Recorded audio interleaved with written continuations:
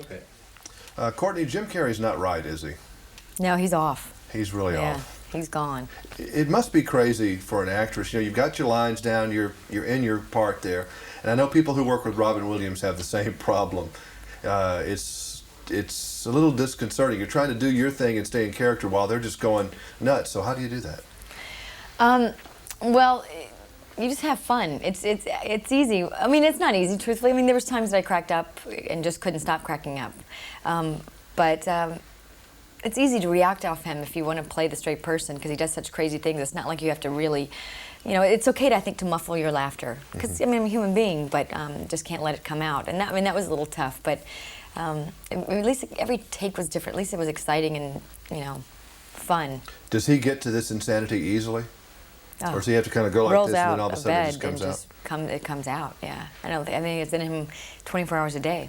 I mean, he has another side to him, believe me, that's very serious and you know, actually really intense. But it's there all the time, but like that. Yeah, people have a hard time understanding people. They think they're that way all the time, and most all those people I've ever seen, and Robin Williams can get serious on you, really down serious on you in a heartbeat. I mean, those that can get that up seem to be able to get that down there. Yeah, comedians really do have that. So you've come a long way from Birmingham, Alabama here. You've gone through a lot of different processes. How would you describe this train ride? I'm just so waiting for an earthquake to come that I actually... I know. While we're doing this, we're in the middle of... it's like 4 days since the big earthquake, and we've just had, let's see, a 4.6 one, by the way, during your last interview. Was it a 4.6? Yeah, 4.6, and then we've had a little bit less than that. So, you know, we're all kind of waiting for the things to start rumbling. Yeah, so when you see me, like, look off, it's because I think we're having one. But I'm happy because if I'm going to go, I'd rather go with somebody like Courtney, so that's fine. Oh, and that's sweet. Okay, what was your question? How would you describe the road that you've been on since Birmingham? Is it a straight road, crooked road, bumpy road? No, I think it was pretty straight, and then it got a little bumpy, and then it's kind of going straight again. I think that I left Birmingham, not sure what I was going to do, moved to New York, started studying acting, studied to lose my accent, did some commercials, got into acting, and it really went. It was exciting. I mean, I probably had no business going where I was going at the beginning, and then I learned the whole time.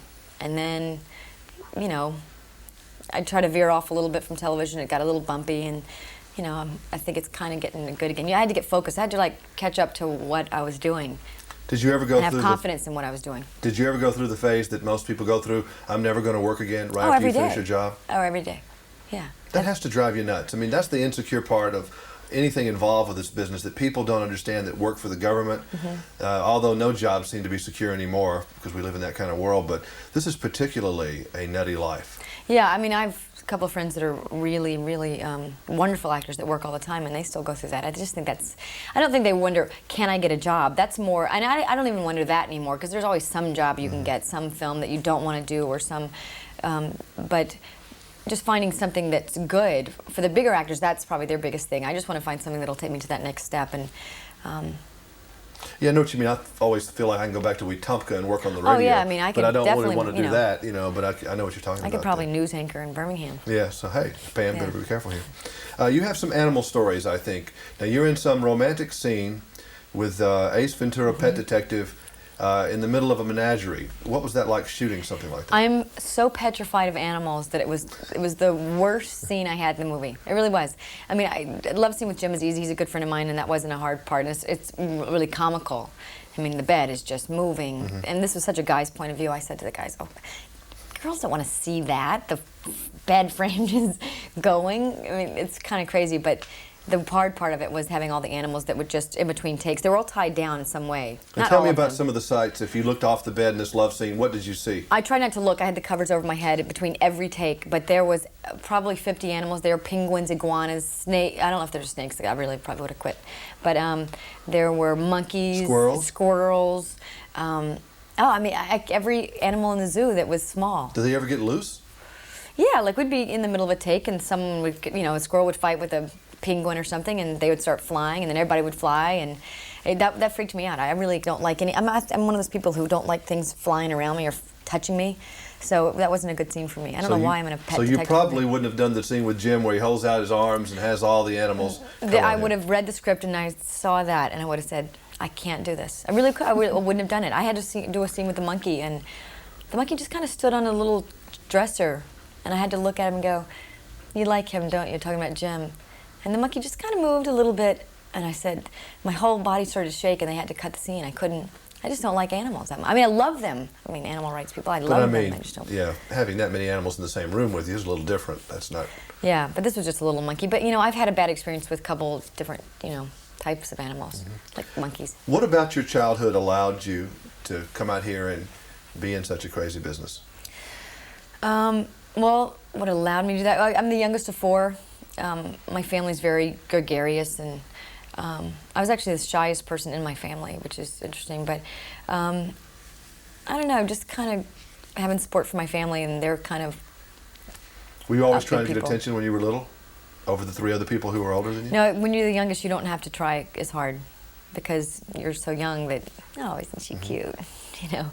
So being the youngest, actually, you get more attention. And I probably didn't want it. I was shy, and I remember I used to go to parties with my brother. My older brother would bring his little sister he was proud of, and would scream at me because I didn't say anything to anybody. What has gotten you the most attention from, like, your friends back home and family? I mean, what has kind of hit them the most of what you've done that's gotten you just, oh, there's Courtney? Family ties. That would be the thing. I mean, Bruce Springsteen video was definitely something that they thought, wow, he danced with Bruce. But I guess Family Ties, because that was such a popular show. When you look back at that dance, I haven't seen the video lately. I used to run it as a video show person, but is that same? Do you know that girl anymore? No, not at all. I mean, it was 10 years ago, and I just think, oh, first of all, who let me cut my hair like that, and why? I mean, I can't believe I even walked around like this little tomboy. But a couple of days ago, we did a video for Tone Loc's song that's in the final credits of the movie, called Aces in the House, and we reenacted it. Jim Carrey reaches down and pulls me up on stage, and I do the, and then I get up and I'm nervous, and he's dancing, and Jim just puts on this really goofy caricature of Bruce Springsteen. But you were into it seriously when you were doing the Bruce Springsteen thing. That was little Courtney and I'm up here. I was there to work, yeah. And this time I just over-exaggerated it, and it was fun. If you had to like pick one thing for like a paragraph in a story about you that's been like the highlight of your career so far, and you said, okay, I've really made it today, what was it?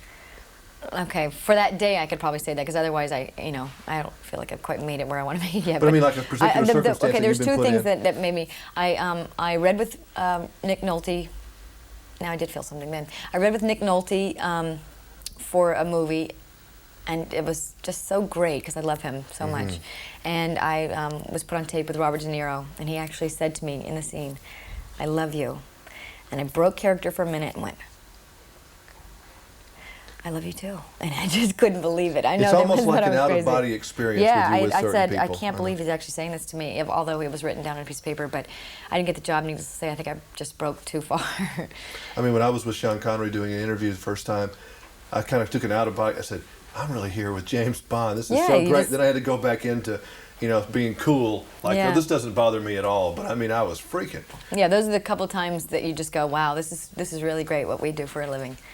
Do you have like a battle plan that you live under? Is every couple of months you say, "Okay, I've got some goals that I need to set," or are you just kind of like a tumbling snowball? More like a tumbling, whatever that last word you said. Snowball. Yeah. Snowball. Yeah. I'm going to try to get a little more. I'm going to try, it's 94. We always say this at the beginning of each year, but I think that I'm going to try to stay a little more focused and try to be a little more ambitious, because I tend to be the kind of person who just says, well, if it's going to happen, it's going to happen. And I don't think that's a really good attitude to have in this business. I need to be a little more aggressive. Yeah, it's said that if you don't, it's about goal setting, if you don't know where the end zone is, you can't score a touchdown. Right, I'm going to find that end zone this year, I think. And, we kind of find ourselves all being pulled in a lot of different directions. But it's hard to make a plan, because basically it goes back to the fact that you're not in control of anything you do, really, are you? Not really, but you can be in control of staying on top of people to get your auditions and then really work on those. And, you have a little bit of control, but not a lot. You're right. Have you gone through the phase, or maybe you're still in it, I don't know. Is this your work or is this your life? It's my work. Has it ever been your life where you were so obsessed with it 24 hours a day when you got up in the morning and went to bed at night? And I wonder if that's a part of the reason why I haven't gotten further. I don't know. No, I've a wonderful life, and this is my work. And well, that's great. That's how it should be. But some people just get so possessed with whatever it is. I probably could use a little bit of a in between. I know what you mean. Me too. It was great seeing you. I love this movie. It was funny, nice to go to a movie and laugh, because I've seen so many serious movies lately. Yeah. I was getting a little down. So this is total insanity, and it's fun. Yeah. And you look great. Thank you. Thank you. Thanks. Bye-bye. Good interview. Thank you. Yes, great questions.